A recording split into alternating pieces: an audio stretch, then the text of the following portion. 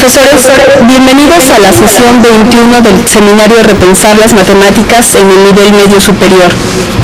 El día de hoy platicaremos sobre la integral y la noción de variación con el doctor Francisco Cordero Osorio.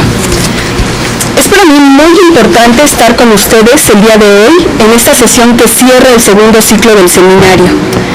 Para dar entrada directamente a la videoconferencia, voy a invitarlos a ver la cápsula con la semblanza de nuestro invitado.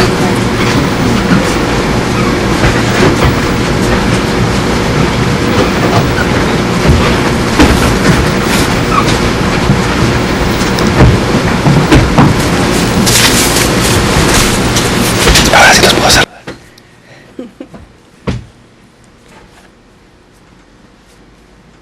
Esta cortinilla debió haber ido antes. Y luego ¿a qué os vas a decir que bienvenido? Ahorita. Para que yo pueda decir, es un honor para mí. Ahorita. Nuevamente. No soy nada, ya ves, nunca sabes. ¿Pero dónde está Citlali?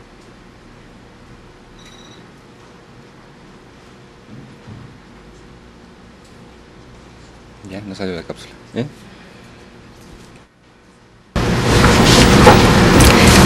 Bien, vamos a comenzar con las preguntas. En unos minutos más pasaremos la semblanza de nuestro invitado. Francisco, muchas gracias por estar aquí con nosotros. Te agradezco que hayas aceptado platicar en esta última sesión del seminario. Claro, para mí es un honor y con mucho gusto vuelvo a estar por acá en estos menesteres. Entonces ya algunos de ustedes ya me conocen y con gusto ahora venimos a hablar acerca de la integral y la noción de variación. Bien. Francisco, quiero comenzar con una pregunta que tiene que ver con el propósito de este seminario y se refiere a repensar las matemáticas al uso de los resultados de la investigación educativa en la práctica docente. Tú perteneces a un grupo de investigación consolidado que tiene un programa de difusión bien estructurado de los resultados de investigación. Ustedes tienen un plan que incluye la publicación de libros especializados, la publicación de la Revista Latinoamericana de Matemática Educativa, la edición de actas y memorias de congresos y lo que a nosotros nos interesa más, la edición de cuadernos didácticos, que están basados en resultados de investigación, pero que tienen como destinatario el profesor. ¿Podrías platicarnos cuál es el proceso que se vive a la hora de transportar, o usando el término de Chevalar, transponer los resultados de investigación en la práctica docente? ¿Por qué hacen eso? Claro.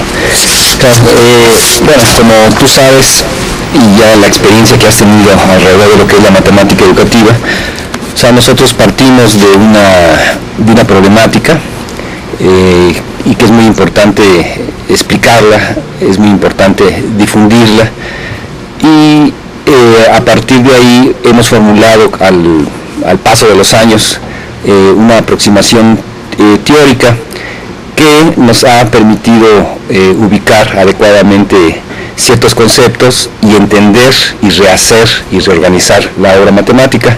¿Podríamos ver el apoyo? Bueno, si no, entonces sigo. Uno de los aspectos que importa aquí decir es de qué estamos hablando, ¿no? Si hacemos materiales didácticos, ¿de qué estamos hablando?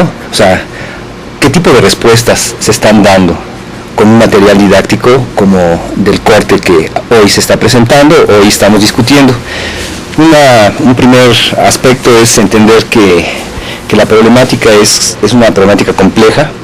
Es decir, si un estudiante no aprende, o si aprende, y si un profesor no puede enseñar, o si enseña, nos interesa mucho entender por qué ambas cosas pudieran suceder.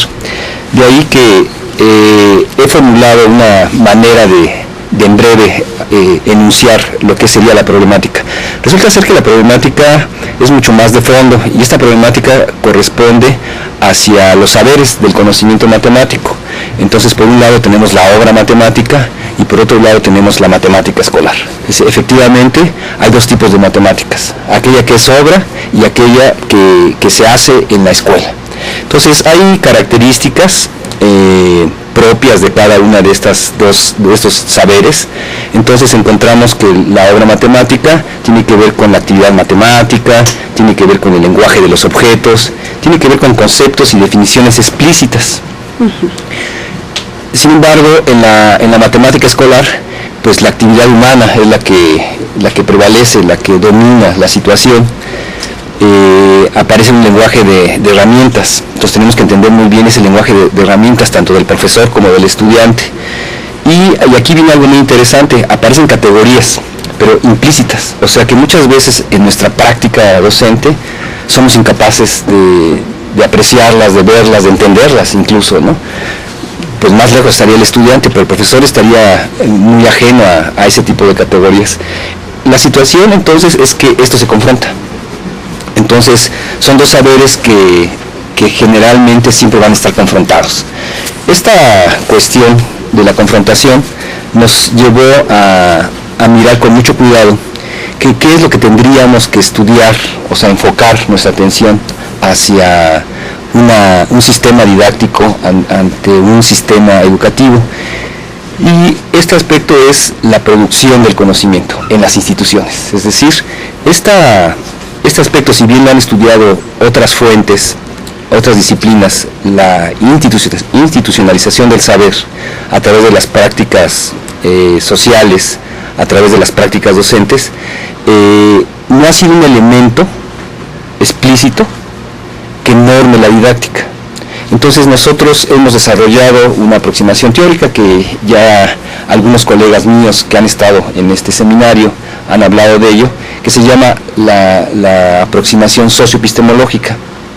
Con ella nosotros intentamos rediseñar el discurso matemático escolar, sería el tipo de respuesta. Entonces, un material como el que se está presentando hoy, de hecho, es un rediseño del discurso matemático escolar.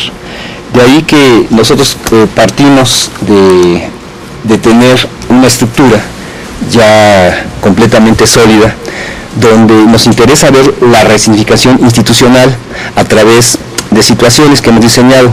Esto llámese una epistemología.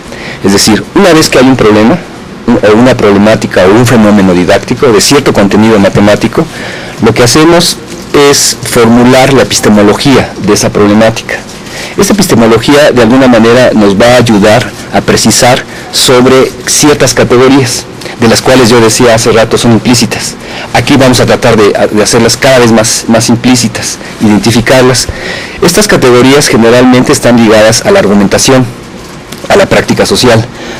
Incluso la práctica social se da en lo social, y cuando queremos convertirlo en una situación didáctica, entonces lo llevamos a una argumentación, que es la que va a regir toda la idea de la situación para que el estudiante pueda construir pues cierto conocimiento matemático. Uh-huh. Bien, entonces, como un resultado, después de haber llevado este diseño de situación, es decir, decía, tenemos una epistemología, posteriormente la usamos como una base para diseñar una situación, y posteriormente la llevamos hacemos una puesta en escena, y posteriormente, una vez que se hace eso, lo que realizamos es una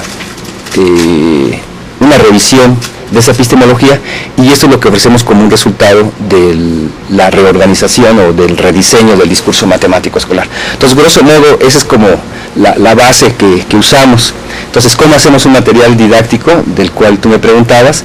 Pues ese material didáctico está protegido, está sustentado por diversas investigaciones, algunas son tesis doctorales, otras son tesis de maestría, y lo que ponemos ahí en vivo es cierto contenido que está ligado a estas categorías que había dicho, y que sí van a marcar un eje muy diferente a lo que estamos acostumbrados a usar. Entonces, a lo largo de la charla seguramente vamos a precisar al respecto de esto, ¿no? Muchas gracias, Francisco. Quiero recordarles la dinámica de la sesión. En esta primera media hora yo platicaré con el doctor Francisco Cordero, y en la segunda media hora habrá oportunidad para que las dudas y comentarios que surjan de esta primera plática las planteemos directamente al invitado, para lo cual les pido que elaboren sus preguntas y las coloquen en el portal de la Academia Institucional de Matemáticas. La dirección es www.academia.unam.mx. www.comunidades.ipn.mx/AIM, o bien hagan sus preguntas por teléfono a la extensión del Politécnico 51680.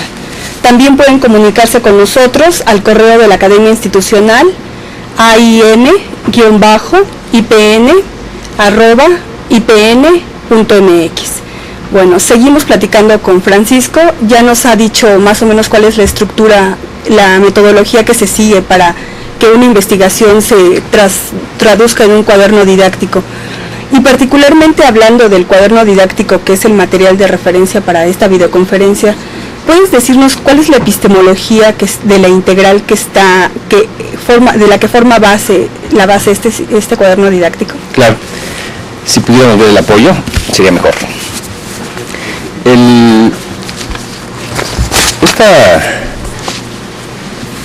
Esta cuestión de la epistemología es preguntarse una serie de aspectos que, por ejemplo, aquí aparecen tres relaciones que son muy conocidas en el medio cuando se está pensando en el cálculo integral, donde aparece una integral definida igualada al límite, a un límite de una suma, y donde aparece una relación donde señalamos una resta, o bien donde señalamos una suma. Aquí la pregunta es, ¿qué es lo que tenemos que mirar de la integral? ¿Qué es lo que tendríamos que preguntarnos sobre la integral? Un aspecto que me gustaría explicarles a todos ustedes, es que generalmente las epistemologías y la problemática de la integral se ha centrado en este límite.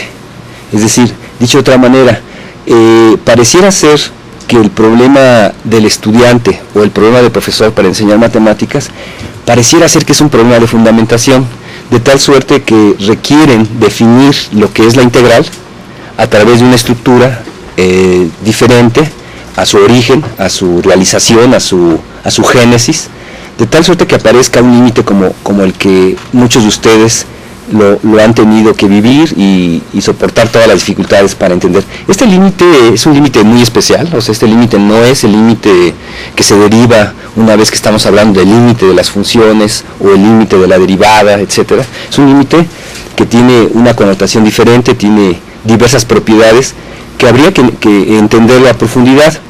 Entonces, una cuestión que nosotros hicimos fue preguntarnos si no había otra manera de explicar lo que era la integral, es decir, ¿por qué necesariamente tendríamos que ir a la versión de dar la definición del límite de la integral a través de un límite como el que aparece aquí?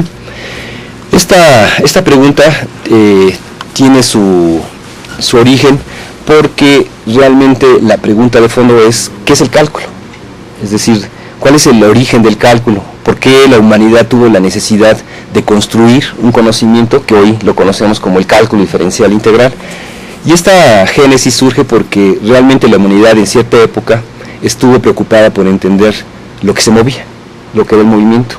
Entonces, ante estas preguntas de movimiento y tratar de precisar sus prácticas para poder entender lo que era el movimiento, pues va surgiendo cierta sistematicidad de ese conocimiento que se va convirtiendo en el cálculo.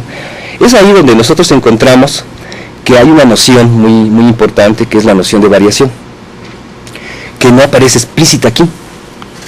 O sea, aquí lo que aparece explícito es una noción muy fuerte de aproximación, o sea, es el centro de la discusión. Pero si miramos esta relación, lo que aparece importante, lo que parece más rico, es la variación.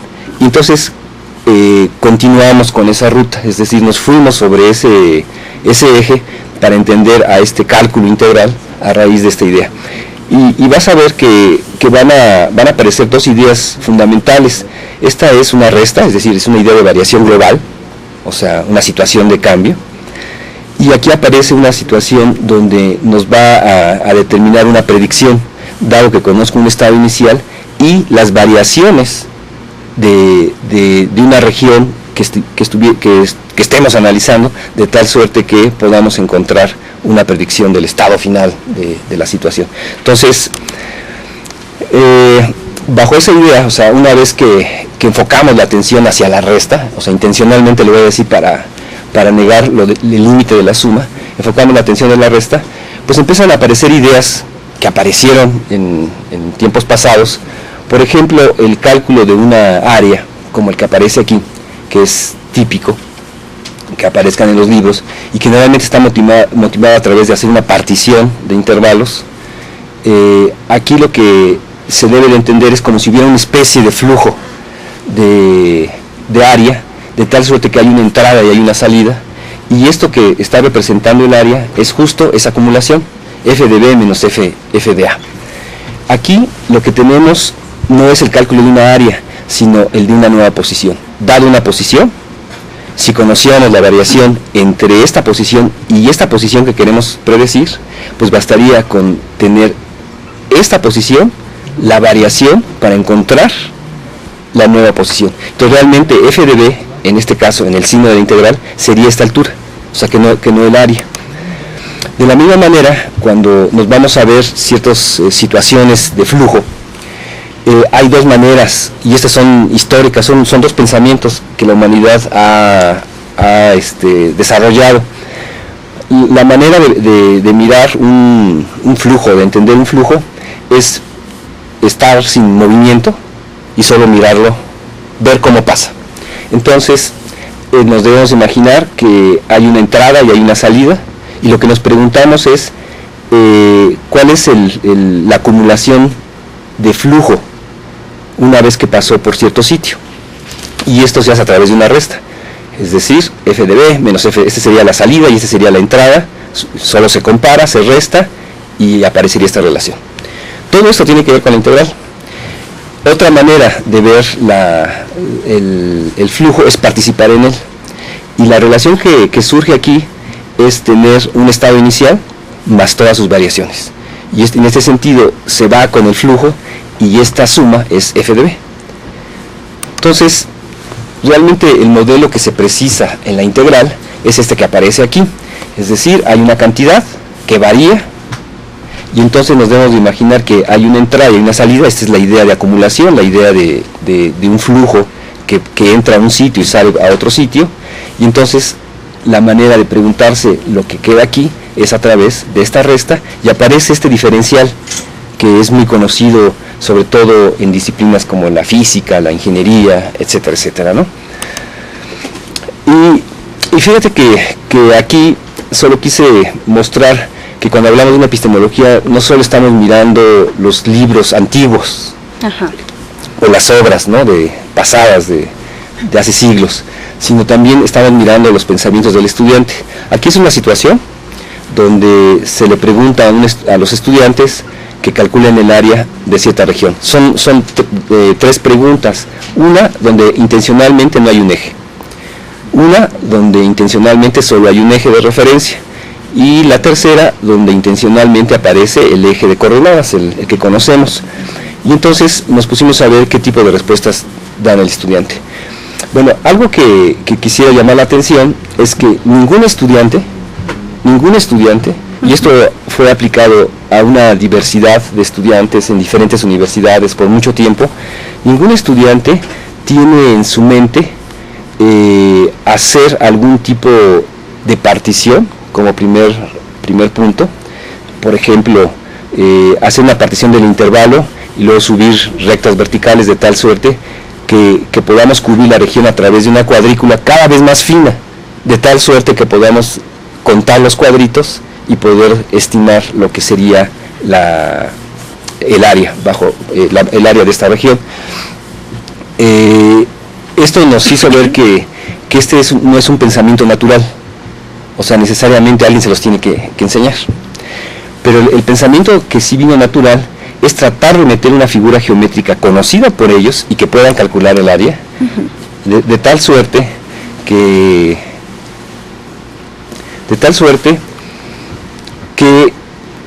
va a sobrar ciertos pedazos, pero la intención es primero encontrar una figura geométrica que sea lo más parecido a la región, y después sobrarán pedacitos, de tal suerte que del pedacito que les sobra van a meter otra figura conocida de menor tamaño así hasta cubrir toda la región. Y de esta manera van a ir sumando el área de figuras geométricas que puedan calcular sus áreas. En este caso, el referente, el tener este eje, este segmento de AB, esta estrategia cambió solo por precisar una base y una altura, pero la estrategia fue exactamente la misma. Aquí lo interesante fue que ellos movieron el eje, lo podían hacer, y generalmente trataban de ponerlo en medio, de tal suerte que lo que hacían era, usando ya su cálculo, estos eran estudiantes que habían llevado cálculo diferencial integral, poder partir para poder encontrar una curva y poder establecer una relación funcional, de tal suerte que usando la integral y integrando la función propuesta, podrían calcular el pedazo de área según la región que hayan marcado, y de esta manera completar todas las áreas. Pero ninguno tuvo la intención, a pesar de haber llevado cálculo, y a pesar que muchos de esos alumnos ya habían visto la integral de Riemann, habían tenido que participar en esas actividades de partir los intervalos, de hacer subintervalos y demás, nadie acudió a esta relación. Pero entonces, lo que sí es importante entender que la integral finalmente se ha desarrollado a través de dos grandes ideas, a través de cantidades que cambian continuamente con respecto a uno o varios parámetros, y a través de funciones. Los elementos diferenciales que entran en juego en la integral pues han tenido diferentes resignificaciones. Por ejemplo, una concepción newtoniana se encuentra que la cantidad fluente de una fluxión dada, o sea, es necesario hablar de algo fluente para poder encontrar una fluxión, o viceversa. La concepción leibniziana se considera la integral como una suma, o sea, entonces la integral, o sea, esa integral de este diferencial es la suma de varios diferenciales que van a componer una cantidad total que se va a llamar P. Entonces, donde P es el diferencial entre dos estados de P, o sea, es decir, esta sería la variación. En Bernoulli encontramos una relación inversa, es decir, dado de P, o sea, el diferencial, la integral de ese diferencial es igual a una cantidad Q.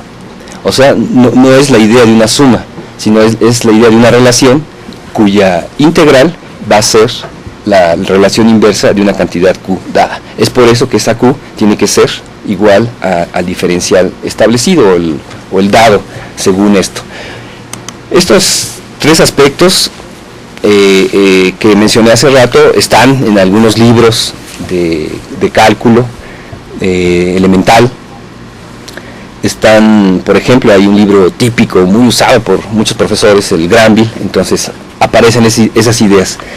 En palabras menos, en palabras más, pero esas ideas todavía siguen prevaleciendo. Claro, libros actuales que hoy usan computadora para escribir y demás, dejan de estar esas ideas de los diferenciales.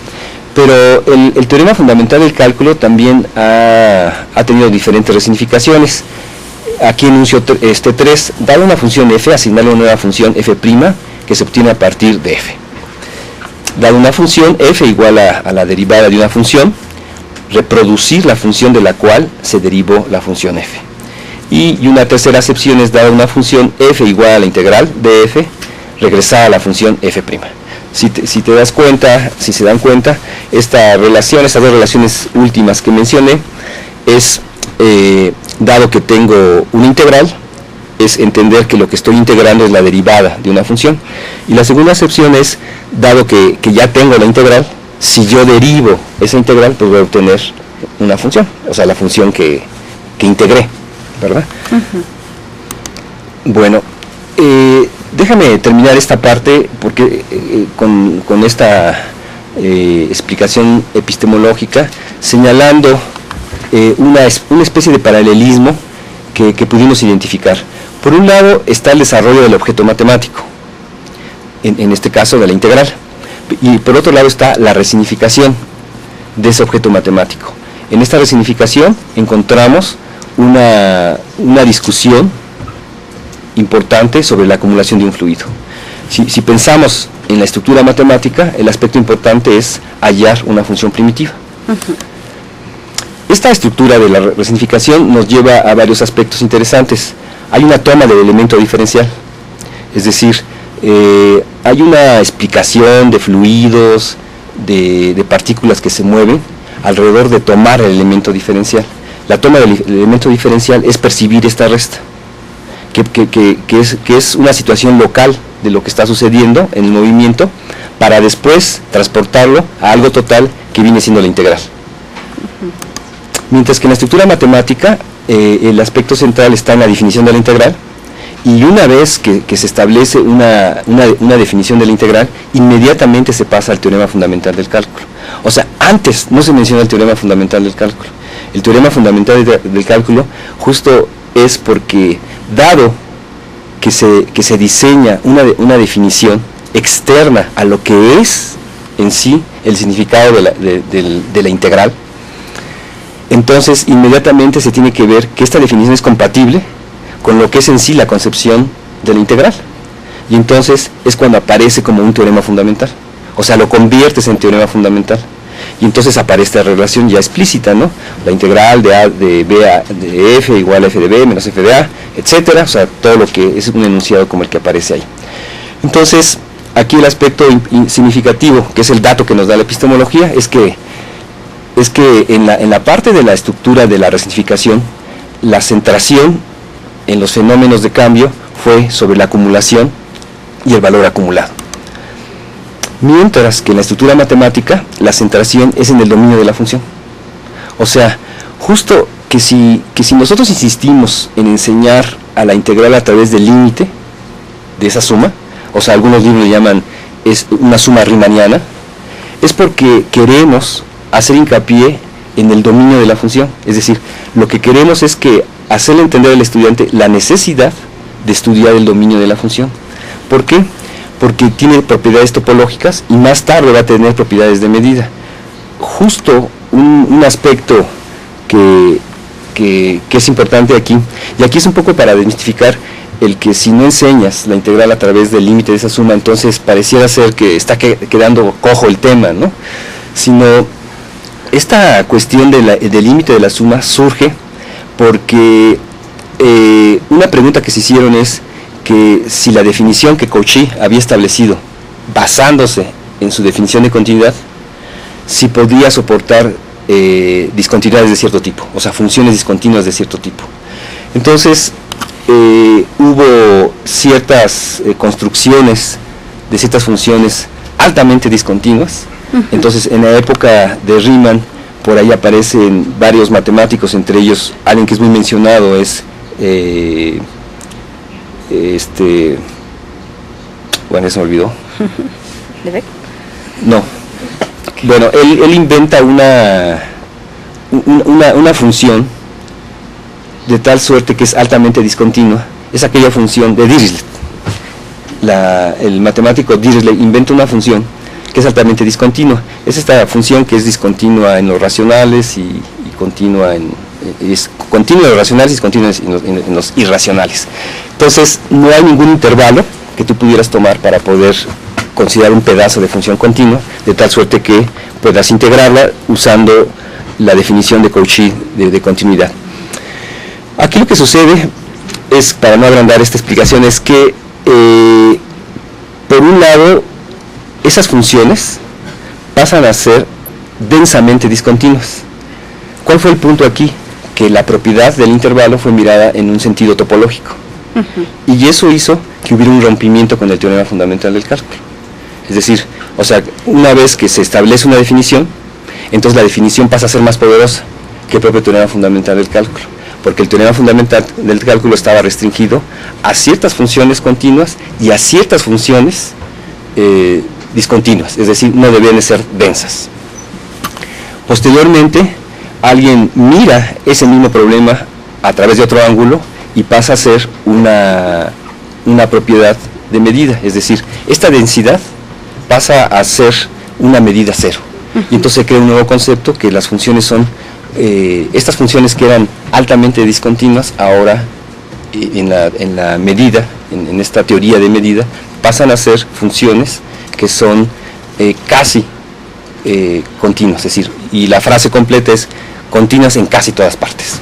Bueno, entonces, Yo creo, o sea, desde mi punto de vista, dado que este estudio que hice hace tiempo, esta es la necesidad de por qué tengo que definir a la integral como el límite de una suma. O sea, si esto no lo voy a discutir, entonces realmente es abordar prematuramente una definición que solo quien lo hace se va a curar en salud, pero jamás la va a destacar en toda la discusión que lleve de cálculo integral en sus cursos. Y entonces, por llevar a cabo esta formalidad, resulta ser que soslaya ciertos marcos de referencia para que el estudiante pueda resignificar lo que es la integral. Entonces, esta resta pasa desapercibida, estas ideas de abordar situaciones de cambio pasan completamente desapercibidos. O sea, el estudiante en una didáctica de ahora no tiene esos marcos de referencia para resignificar lo que sería la integral, ¿no? Bueno, con esta respuesta que nos da Francisco Cordero, tenemos una idea ante esa pregunta con la que se han topado profesores de matemáticas, y es acerca de la epistemología del contenido matemático que enseñamos en bachillerato. Los que quieran tener una idea, una revisión más específica de esta epistemología que nos platica Francisco, vamos a colocar en el portal de la Academia Institucional la referencia de un libro que publicó hace un par de años, donde podrán revisar esta epistemología con detalle. Pero vean cómo no es una epistemología en el sentido de ir a buscar solo en la historia, que sí es importante ir a buscar los problemas que le dieron origen, pero también es importante entender la naturaleza de la matemática que está presentada en los libros de cálculo y a qué necesidades obedece para entender cuál es el contenido que vamos a utilizar para trabajar con los estudiantes. Voy a pasar a leer las preguntas que nos han llegado en el foro de discusión. Si tienen oportunidad de enviarnos todavía sus preguntas, ya sea por el correo que ahorita aparece en pantalla, por teléfono o al portal de la Academia Institucional, aquí vamos a estar para leer las preguntas. Voy a comenzar con leer una que ha estado en el portal ya por varios días, y es de un profesor de Boca 14, Ramón Licona, quien dice que tiene el gusto de conocerte y piensa que tus trabajos pueden ayudar en la enseñanza de las matemáticas en el bachillerato. Y su pregunta es: ¿cree que es necesario cambiar el programa de la materia de cálculo integral que existe actualmente en el nivel medio superior? Sí, claro. Sí, Ramón, con gusto te respondo. Fíjate que yo sí creo que es necesario cambiarlo. De hecho, la explicación que di al principio es mostrar lo que es nuestra postura, nuestra posición de cómo miramos la matemática escolar, y de ahí que importa mucho que este rediseño de la matemática escolar se dé. Entonces, por lo tanto, creo que sí se debería modificar.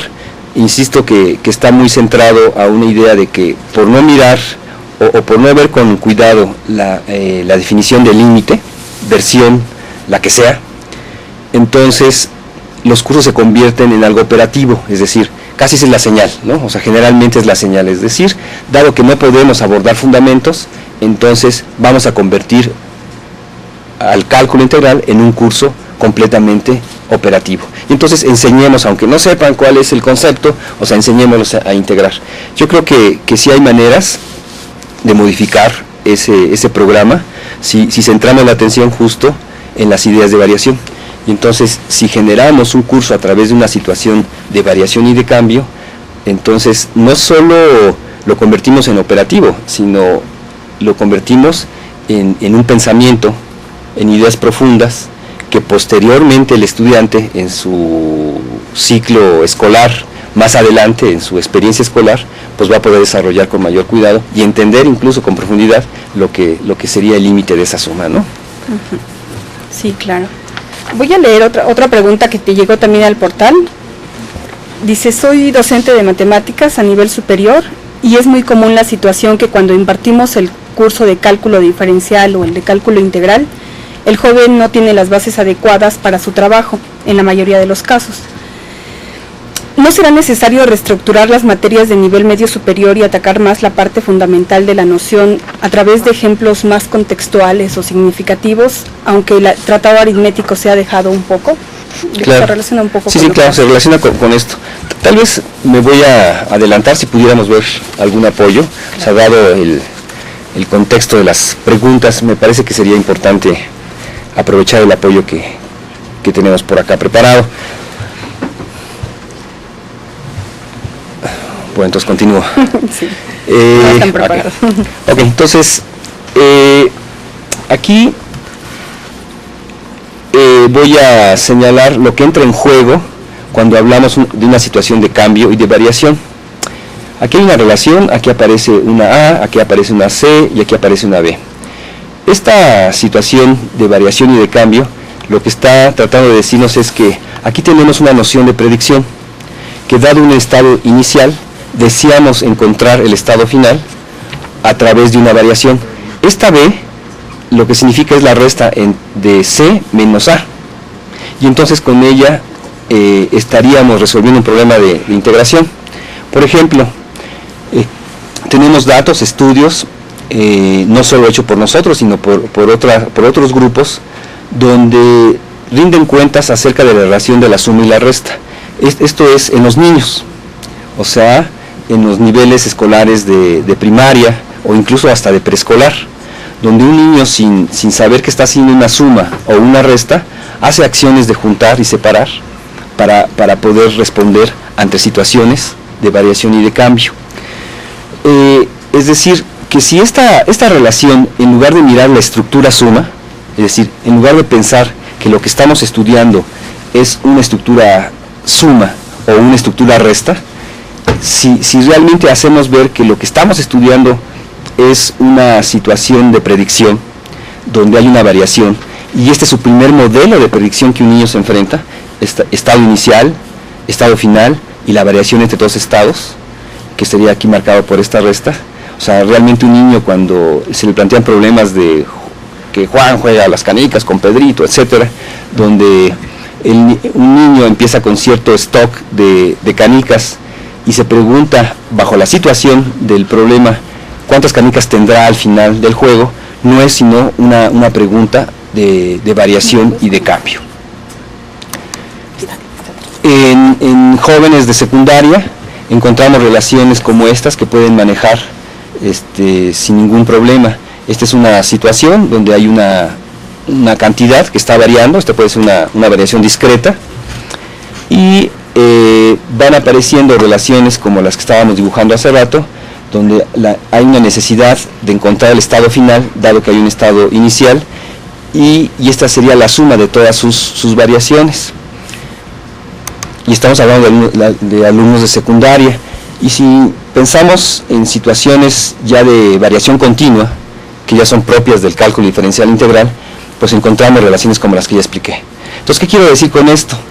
Que ante la pregunta que muchas veces se llega a hacer, y ante estas críticas que ha habido, de que por ahí a alguien se le ocurrió erróneamente decir que había que quitar al cálculo diferencial integral del bachillerato. O sea, desde mi punto de vista es un error garrafal, es decir, es alguien que ignora lo que es el conocimiento matemático, es alguien que no ha entendido lo que es en sí un desarrollo de pensamiento matemático, y realmente lo que trato aquí de decir es que podemos tener ideas de enseñar el cálculo diferencial integral desde las edades de primer año escolar. Sin embargo, no estamos diciendo que vamos a llevar todo este aparato que aparece aquí y de manera natural el niño lo va a tener que entender, sino el niño tiene nociones de variación. Y si nosotros fomentamos esa matemática que está antes del cálculo, hacia estas ideas, entonces se pueden desarrollar. O sea, efectivamente vendrán nuevos fenómenos didácticos y demás, pero que sí se puede desarrollar, ¿no? O sea, es decir, hay evidencias, o sea, hay datos, tanto de corte cognitivo como epistemológico, que pudiera realizarse ese tipo de trabajo, ¿no? Entonces, lejos de quitarlo, lejos de reducirlo, o sea, sí habría que fomentar el que el cálculo esté. Justo pensemos en esta idea. O sea, ¿qué matemática enseñamos curricularmente? Es decir, ¿para qué enseñamos la matemática que enseñamos? O sea, el cálculo es de alguna manera la materia medular que hace que la matemática que se enseña antes del cálculo sea el cálculo, sea la materia precálculo o las materias precálculo. Para eso enseñamos esa matemática, para eso enseñamos álgebra, trigonometría, para eso le enseñamos a sumar y a restar al niño, ¿verdad? Para eso le enseñamos lo que le enseñamos al niño en la secundaria. Es decir, entonces el decir que el cálculo se quite es alguien que en verdad es un error de estos de miopía, es decir, no quien lo decidió hacer es alguien que no pensó absolutamente en la matemática, o sea, pensó en otros aspectos más pragmáticos, de decir si el estudiante reprueba el cálculo y es difícil de enseñar, quitémoslo y demos entrada a otro conocimiento. Pero el cálculo es la materia medular, de tal suerte que todo lo anterior es el precálculo y todo lo que sigue es la matemática avanzada, ¿no? O sea, es un poco mi cuestión. Sí, esta postura que tiene Francisco Cordero acerca de la enseñanza del cálculo en bachillerato es como, ya lo hemos tenido aquí con otros investigadores que no solo han argumentado a favor de su permanencia en bachillerato, sino como lo hace Francisco Cordero, abogado por que las ideas del cálculo se empiecen a ver desde edades más tempranas.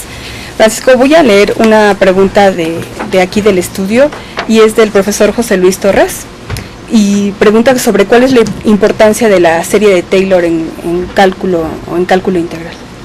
Pues la importancia de la serie de Taylor en cálculo integral, José Luis, es lo que es el cálculo. Es decir, realmente lo que es en sí el cálculo es la analiticidad de las funciones, que está expresada a través de la serie de Taylor. Y aquí es una pregunta bien interesante porque bajo la estructura que está el cálculo, es decir, donde se abre un camino muy grande, es decir, se habla de funciones, se habla de límites, se habla de continuidad, se habla de derivada, se habla de la integral, pero resulta ser que difícilmente a un estudiante de cálculo le queda la idea de la analiticidad de las funciones. O sea, no hay tiempo, o se presume que eso se va a ver en un cálculo avanzado, y resulta ser que pues o sea, no sucede. Es decir, la analiticidad de las funciones es el cálculo en sí mismo.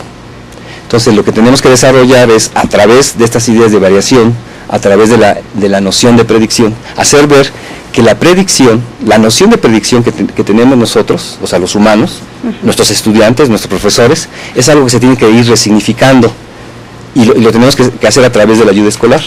Esta resignificación es la que posteriormente se va a convertir en lo que es la analiticidad de las funciones. Entonces, ¿qué importancia tiene? Crucial. O sea, es un crimen que un programa no puede abarcar la serie de Taylor. Y evidentemente en la forma estructural que está, pues la serie de Taylor es un apéndice más donde hay que cubrir ciertos requisitos para poder abordarla. Pero la serie de Taylor está en todo lo que acabo de decir. A más B igual a C, ahí está expresada la serie de Taylor. Entonces es algo que la serie de Taylor estuvo antes que la propia serie de Taylor en todo el pensamiento del cálculo. Okay. Gracias. Voy a pasar a leer la pregunta de Luis Darío Reina y aprovecho para agradecer a los colegas que nos están viendo de diferentes países, particularmente los que nos escribieron a lo largo de esta semana de Argentina, de Perú, de España y de Uruguay. Espero que lleguen las preguntas al portal para que podamos discutir con ustedes. Bueno, la pregunta de Luis Darío Reina dice: comparto su posición sobre la forma de trabajar con el objeto matemático integral, la integral, y me gustaría nos comentara sobre los resultados de la aplicación del modelo propuesto por ustedes para la enseñanza de la integral. Bueno, o sea, yo me imagino que se refiere a la idea, ¿no? Esta idea es, como lo he tratado de explicar, realmente es una epistemología. Pues esta idea ha estado en diferentes lados, o sea, lo hemos podido trabajar en diferentes lugares, está en los programas de maestría de nuestra red, en Chiapas, en Guerrero, en Hidalgo, en Cicata, aquí mismo en el propio Politécnico. Entonces ahí hay programas donde se explican contenidos del cálculo, incluso actividades de ecuaciones diferenciales, donde estas personas que están en el seno de nuestra escuela de pensamiento han podido trabajar con sus estudiantes, incluso, por ejemplo, tengo conocimiento en la Universidad de Chiapas con sus alumnos de ingeniería, de tal suerte que estas ideas pues han tenido una buena acogida, y yo creo que deberíamos de seguir haciéndolo, ¿no? O sea, cada vez más sistemático, de tal suerte que se tengan identificados los nuevos fenómenos didácticos que pudieran venir con estas ideas. Una pregunta que nos llegó por teléfono, dice, bueno, y tú lo comentaste en tu presentación, que a lo largo de la historia hubo diferentes visiones que llevaron al estudio del cálculo. Las perspectivas de Newton y Leibniz, que son famosas, o la de Bernoulli. ¿Es deseable que los estudiantes estudien todas ellas o que los profesores las conozcan? Sí, por supuesto que sí. Sería lo mejor que sucediera, que los profesores conozcan todas estas ideas, que los estudiantes conozcan todas estas ideas. O sea, el problema no es seleccionar un mínimo de conocimientos para que el estudiante aprenda mejor. Y más, incluso creo que esa perspectiva ha sido la equivocada. O sea, yo creo que el estudiante, el profesor, debe de conocer la diversidad de pensamientos, o sea, la diversidad de construcciones que ha tenido el cálculo, de tal suerte que se vayan haciendo síntesis en los pensamientos de cada uno. Pero como profesor debería de verme obligado a mostrarle la diversidad de construcciones. Esto no es difícil hacerlo, no es pensamiento 1, pensamiento 2, pensamiento 3, sino ante una situación pudieran irse controlando la diversidad de pensamientos, de tal suerte que ante una reflexión habría que hacerlos explícitos, y esto ayudaría al estudiante a profundizar, y al profesor por supuesto que también, ¿no? Okay. Voy a pasar a una pregunta de uno de los participantes jóvenes que tenemos aquí en el foro, y dice: doctor Francisco, ¿podría comentar cuál es la relevancia para el estudio de la integral de tener la noción de constantificación de lo variable que menciona en su cuaderno didáctico?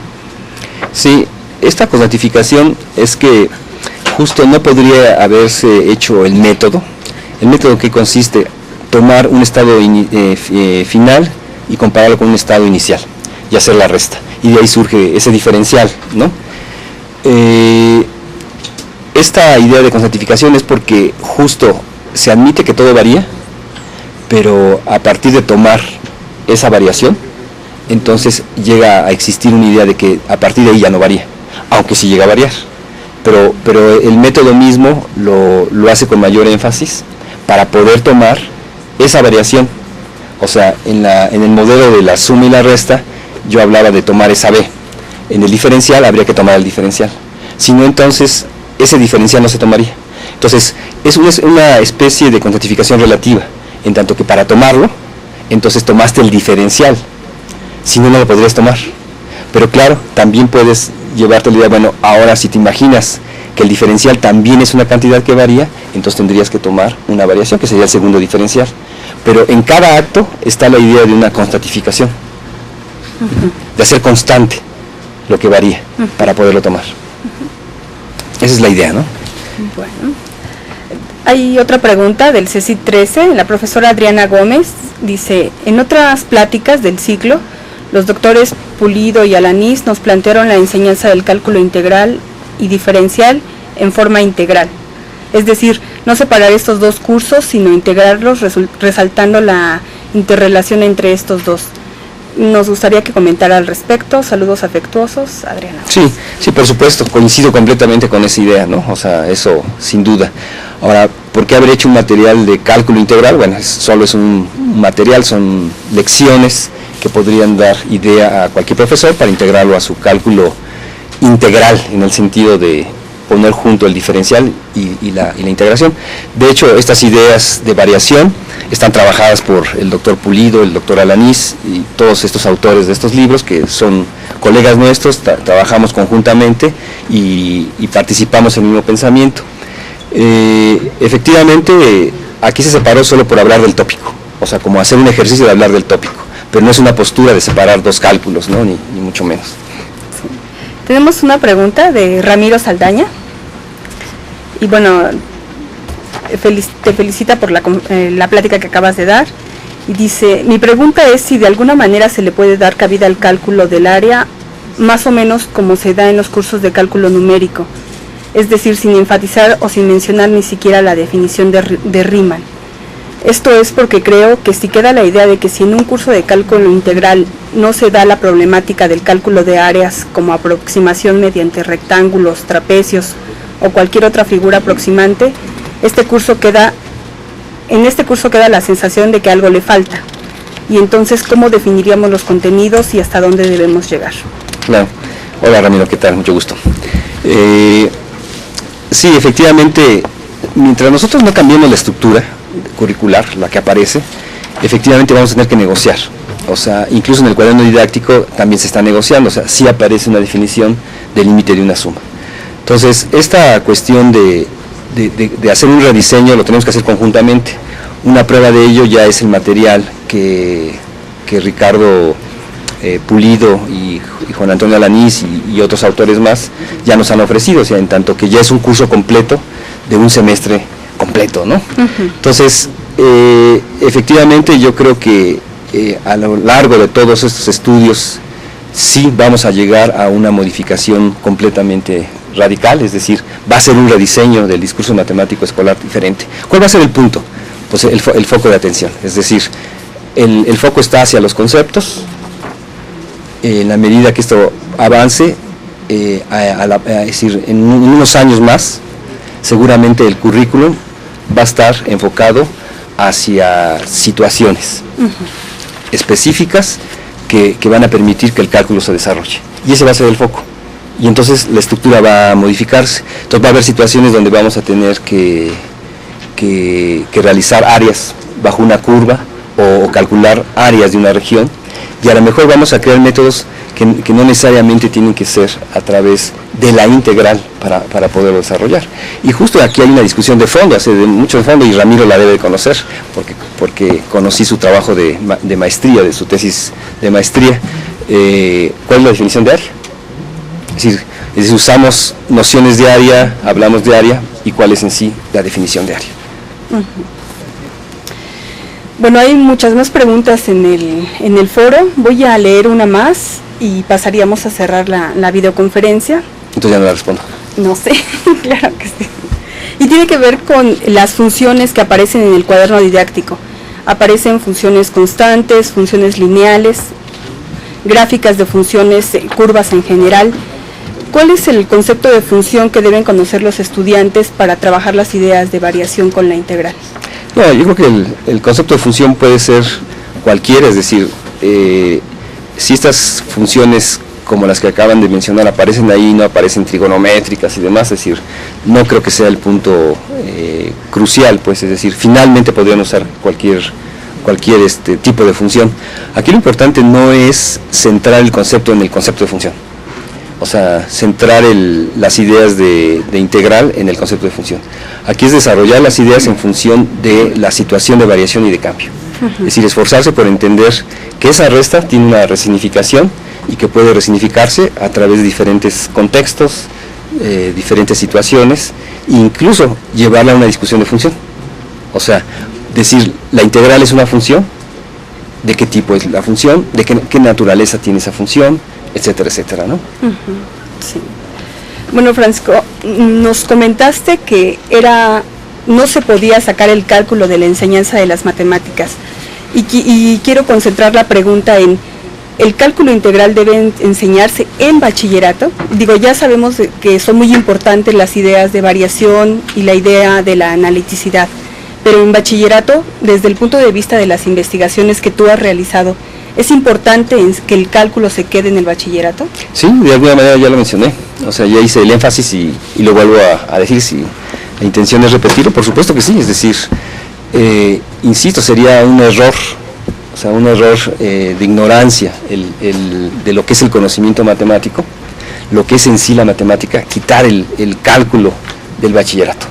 Es decir, las razones son fuertes, es decir, hay una epistemología, hay un desarrollo de este conocimiento matemático, que quitar el cálculo es desarmar todo el esqueleto de la matemática que está en el sistema escolar.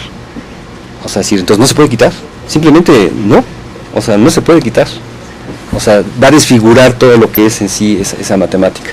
Entonces, más bien hay que sostenerlo y hay que tener ideas más claras de cómo desarrollarlo. Si el alumno tiene problemas, entonces hay que trabajar sobre ello para que el alumno no tenga problemas. Entonces, de ahí la necesidad de hacer ese rediseño del discurso matemático escolar, de tal suerte que el foco de atención no esté centrado en ciertos conceptos que son prematuros. O sea, decía yo hace rato, el abordar la integral a través del límite de esa suma riemanniana que le llegan a llamar, es solo curarse en salud, porque la discusión central, que es justo entender la integral en la topología del dominio de la función, es algo que no lo discute. Eso se llega a discutir mucho después, tal vez me atrevo a decir, en carreras de matemáticas, en un curso de análisis matemático, etcétera, etcétera. Y ahí todavía les cuesta trabajo entender eso. Entonces, ese es el problema que hay, o sea, no es en sí el cálculo. Entonces, el cálculo, definitivamente, nosotros somos de una postura que no se debe quitar y lo defenderíamos y lo debatiríamos en cualquier lugar sosteniendo las investigaciones que hay al respecto, no se debe quitar, es un error. Francisco, pues te agradecemos mucho el que hayas contestado estas preguntas de los profesores. Hay más preguntas en el portal, claro, y te vamos a pedir que nos ayudes a contestarlas. Con todo gusto. Fue muy importante para nosotros que estuviera cerrando este segundo ciclo. Francisco Cordero inició el primer ciclo de videoconferencias y ahora está con nosotros cerrando el segundo ciclo. Claro. Entonces, Francisco, pues muchísimas gracias. Gracias a ustedes por estar con nosotros. Bueno, voy a aprovechar estos últimos 3 minutos de la sesión para hablar acerca del proyecto del que forma parte el seminario de repensar las matemáticas en el nivel medio superior. Este es un proyecto de la Academia Institucional de Matemáticas que tiene metas a corto, mediano y largo plazos. El proyecto se llama Usos de los resultados de la investigación educativa en la práctica docente, y se diseñó como una de las principales estrategias para propiciar las reformas que requiere el nuevo modelo, y se comenzó a desarrollar desde el año 2000 por profesores precisamente de la Academia Institucional de Matemáticas. Lo que piensan los planteamientos de la Academia es que en general las instituciones de educación pública de los niveles medio, superior y superior no han sido suficientes los esfuerzos realizados para atender 2 aspectos fundamentales. Uno, el que tiene que ver con la formación y actualización de la planta docente, y la otra de organización de cuerpos académicos, estas tareas estrechamente relacionadas. Ante esta tarea, la Academia Institucional, en sus planes desde 1997 a la fecha, y que toma en cuenta las recomendaciones de la NUYES y de la SEP, y las propias perspectivas del IPN, se propone contribuir a sentar las bases para que el instituto funcione como una organización discente, con un enfoque sistémico, articulando las estrategias de tal manera que se atiendan a los objetivos de la institución y de los grupos que las conforman. De tal manera que este proyecto de uso de resultados de la investigación quiere contribuir a eso, a que se cumplan esas metas. Y para eso se ha hecho 2 preguntas fundamentales que tienen que ver con los profesores de matemáticas. Estas preguntas son: ¿cuáles son los principios que orientan las decisiones de los profesores de matemáticas en el nivel medio superior? Esa es una pregunta que queremos responder con este proyecto del seminario, que más específicamente forma el seminario. Y la otra pregunta es: ¿qué papel tienen los resultados de investigación en matemática educativa en las decisiones que toman los profesores de matemáticas en sus clases? Este proyecto lo estamos viendo en 2 etapas. Primero, se ha hecho una revisión de investigación realizada en matemática educativa, particularmente por profesores politécnicos, pero se ha extendido a otras instituciones, para caracterizar el ejercicio actual de la docencia en el IPN, con énfasis en el uso de los conocimientos.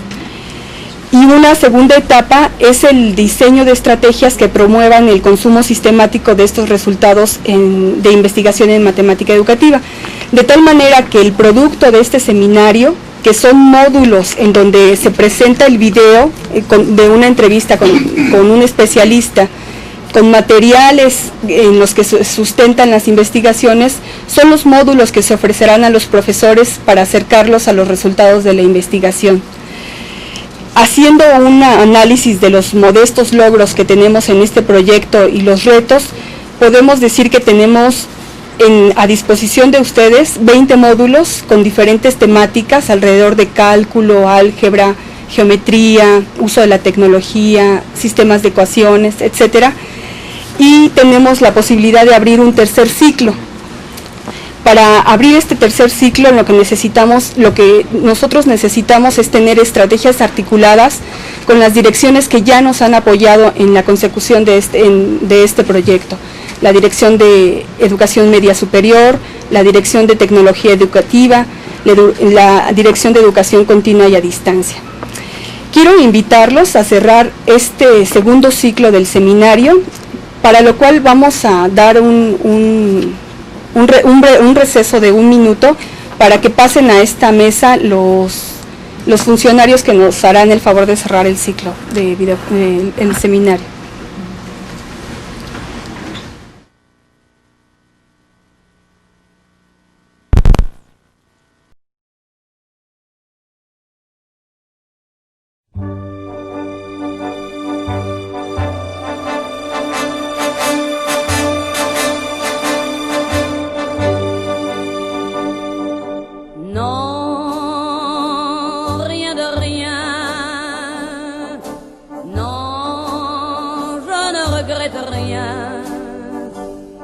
Ni le bien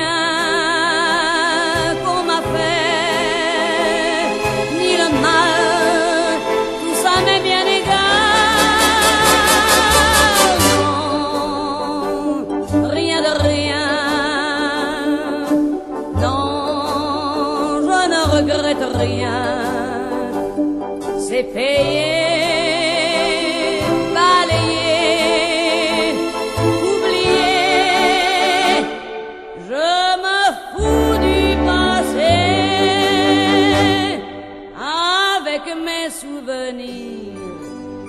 J'ai allumé le feu, mes chagrins, mes plaisirs. Je n'ai plus besoin de balayer les amours avec leur trémolo, balayer pour toujours. Je repars à zéro. Non.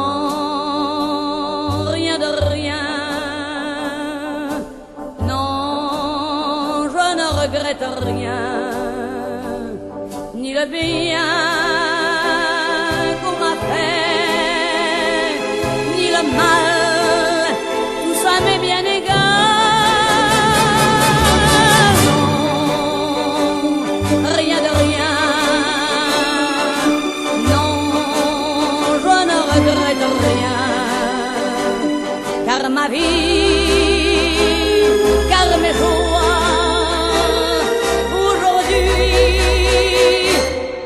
ça commence avec toi.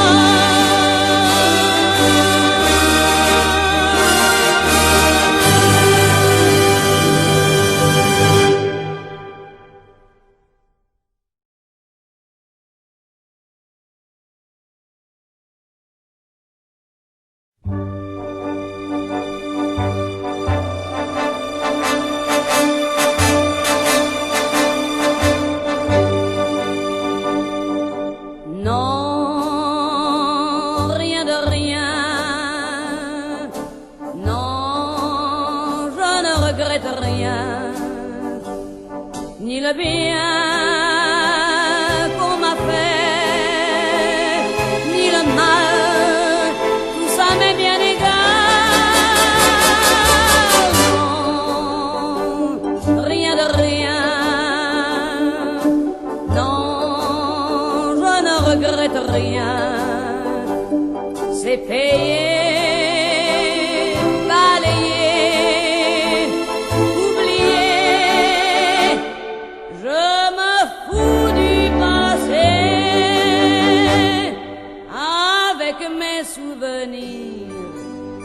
J'ai allumé le feu, mes chagrins, mes plaisirs.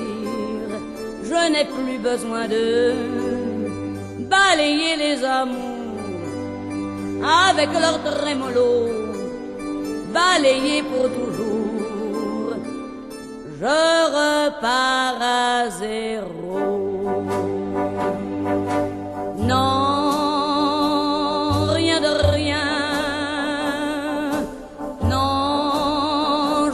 regrette rien, ni le bien